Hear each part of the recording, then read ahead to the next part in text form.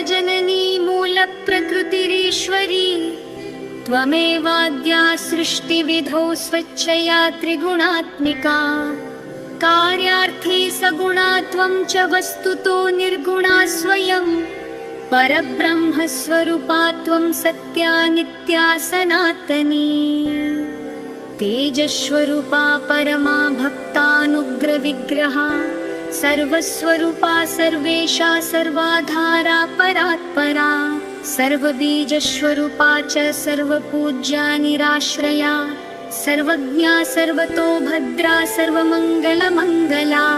सर्वबुद्धिस्वरूपा च सर्वशक्तिस्वरूपिणी सर्वज्ञानप्रदा देवी सर्वज्ञा सर्वभाविनी त्वं स्वाहा देवदाने च पितृदाने स्वधा स्वयं